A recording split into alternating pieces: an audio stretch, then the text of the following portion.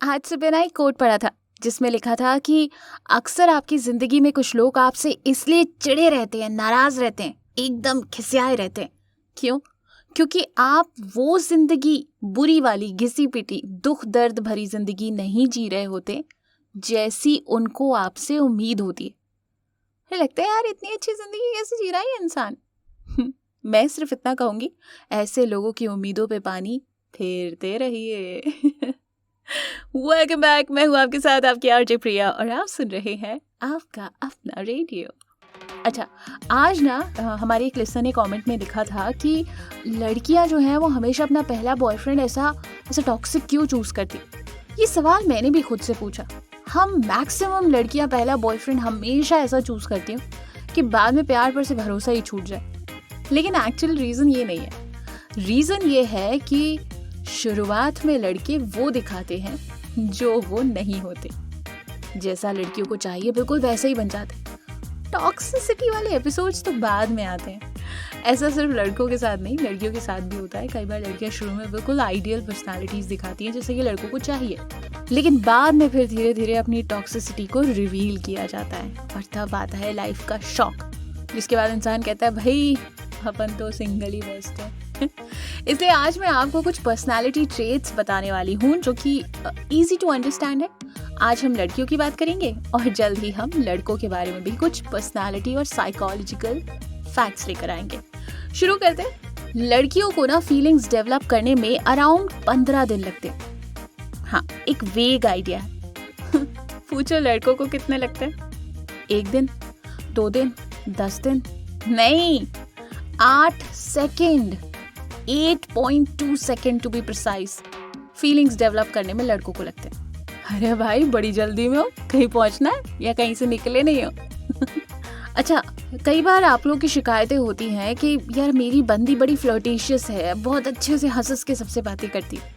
But that doesn't mean कि वो flirt करी है या सामने वाला उसे पसंद है। या आपके साथ अगर कोई लड़की बहुत हंस के बात करी है तो इसका मतलब ये नहीं कि वो आपको पसंद करती है। इसका सीधा मतलब है कि वो अच्छे से बात करना चाहती है और वो बस वो मीन गर्ल वाले कैटेगरी में नहीं आना चाहती। वो ऐसे सबसे बात कर रही है, सिर्फ आपसे नहीं। नेक्स्ट इज, अब ये तो मुझे आप लोगों से पूछना है, लड़कों से। मुझे बताइए कि वो लड़कियां जो थोड़ी सी मैनली बिहेव करती हैं, जो अपनी रिस्पॉन्सिबिलिटी खुद उठाती हैं और बेबी मेरा बैग बहुत भारी है वाली नहीं होती, क्या वो आपको ज्यादा पसंद आती है?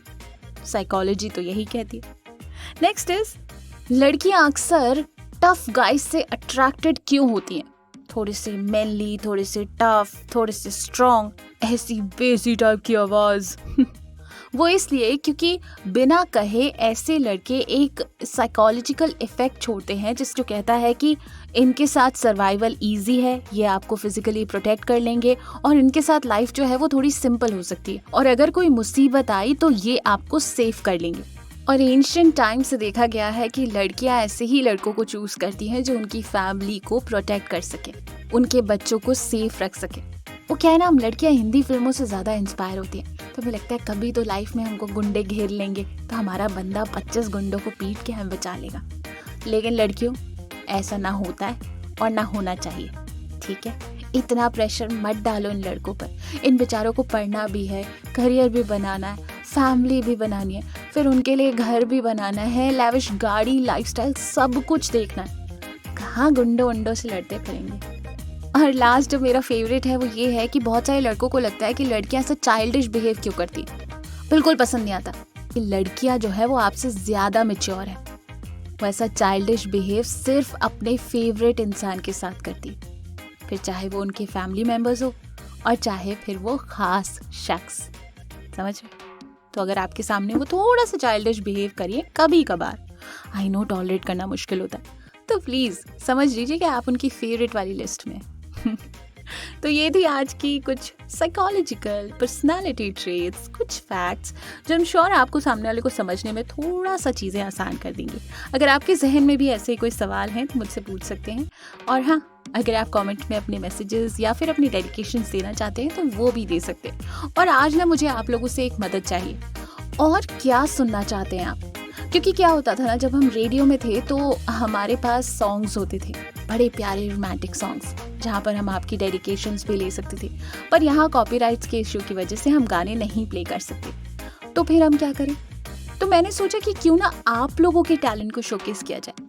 अगर आप कुछ लिखते हैं, जैसे आपकी आवाज़ बहुत अच्छी है, आप कुछ गा सकते हैं, या फिर आप कोई शायरी लिखते हैं, कुछ भी आपकी स्पेशल राइटिंग है, कोई भी टैलेंट जो आपको लगता है कि इस प्लेटफॉर्म पर आप शो कर सकते हैं, तो बनाते हैं ना अपनी एक प्यारी सी दुनिया।